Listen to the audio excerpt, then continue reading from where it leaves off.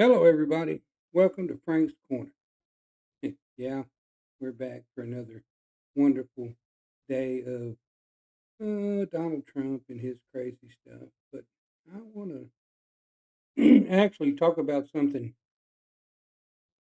I saw this post, the Supreme Law of the Land. The Supreme Law of the Land. Does anybody know what that is? The Supreme Law of the Land.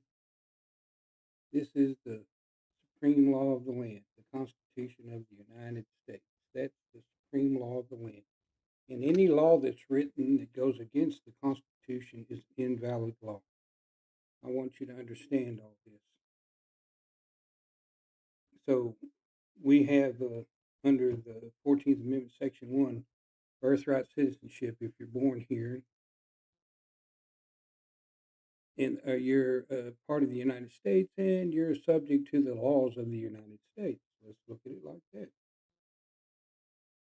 Kind of a condensed version of what that says on Section 1, but it is pretty much what it says. If you're a naturalized citizen born in the United States or a citizen, you're subject to the laws of the United States. This would include Donald Trump. So today, I want to have a chat about the 14th Amendment, Section 3. I'm going to read Section 3 to you, and then we're going to talk about where Judge Roberts is wrong and where we need to go after Judge Roberts.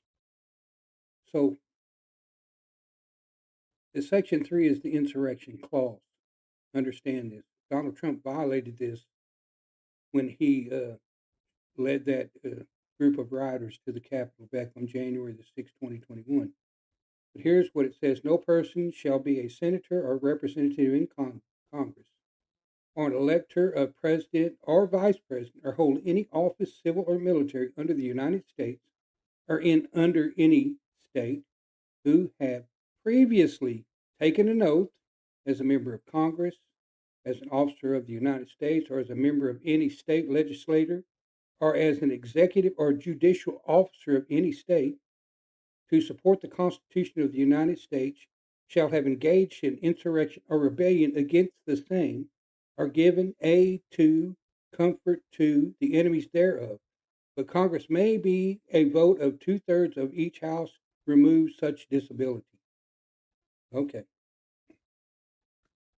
Let me explain what this means in layman's terms.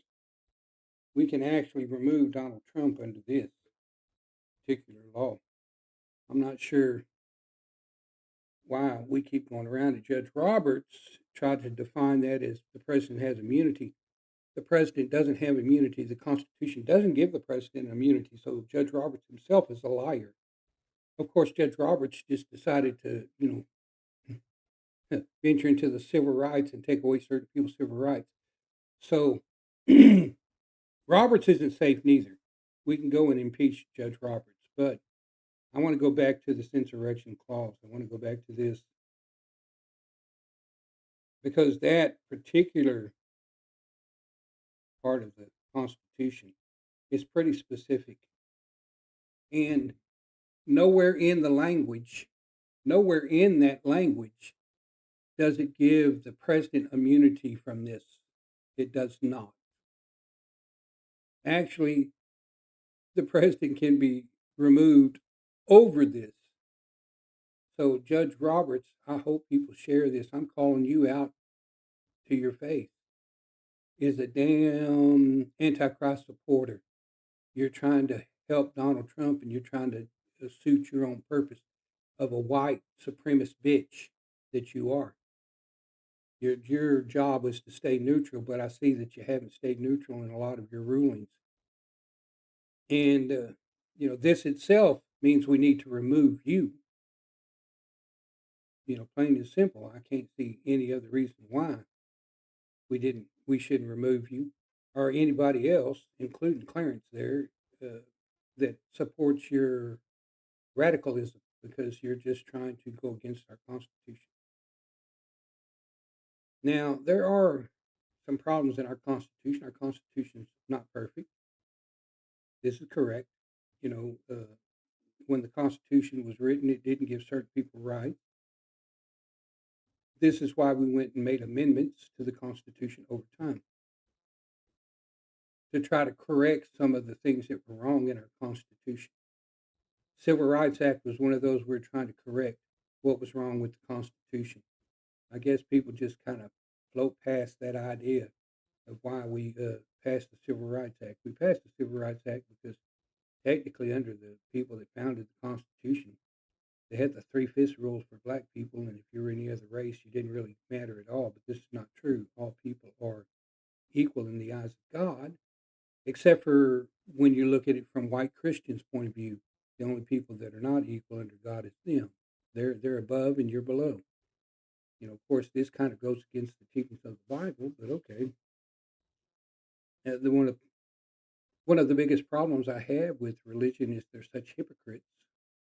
I mean, in all aspects of hypocrites, because when they can say, I support a pedophile, felon, convict, con man that's in office, then they don't know their Bible very well, or they don't care about their Bible very well, or they don't care what Jesus was trying to teach people. When you give the rich all the power and put all the burden on the poor, we have a problem in this country. I keep thinking whether I should run for president or not run for president. It's one of those things, and I'll seriously be thinking about it in the next year. But this country's wrong. Our direction is wrong. The Republicans, again, I'll state this, way back in the day when the Civil War was going on, the Republicans had the stance that was to, get the people of color with equal rights with the people that are white. What most countries did after that was pass these laws that say separate but equal, which means you can have your own bathroom and water fountain, but you can't use my bathroom and water fountain. You're separate but equal, instead of just everything being equal.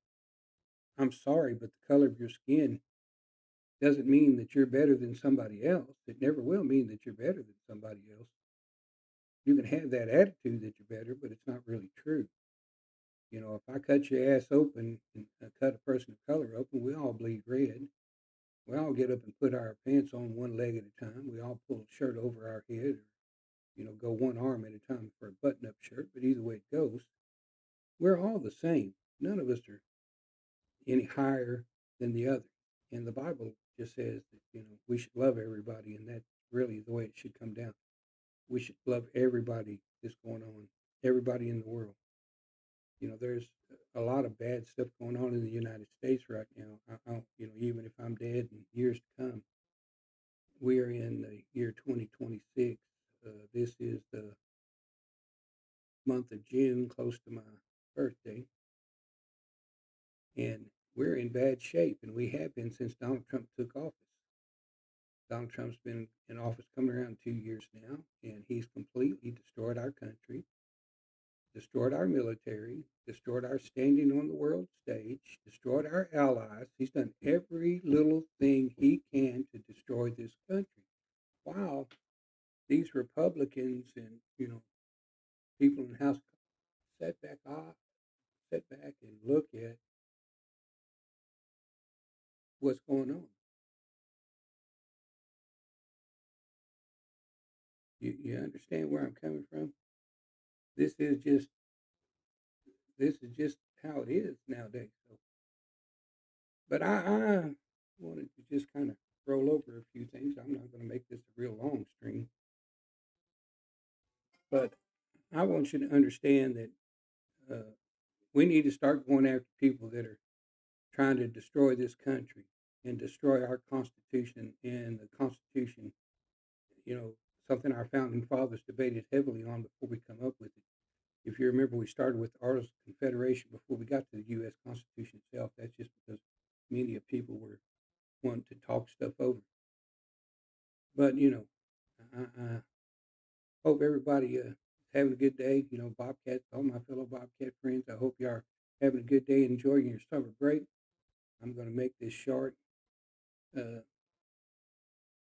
Again, think about this. I definitely want you to think over the insurrection clause, and let's try to figure out how the hell Donald Trump got in office when he violated that. We have to figure out how the hell Roberts himself decided that Trump had immunity when he actually didn't have immunity. But anyways, we'll talk at you later. Peace out. Hey, buddy. I saw that. Anyways, this is my son, everybody, for anybody's looking at. Anyways, peace out. Go Bobcats. We'll talk to you later. Yeah. Y'all be safe.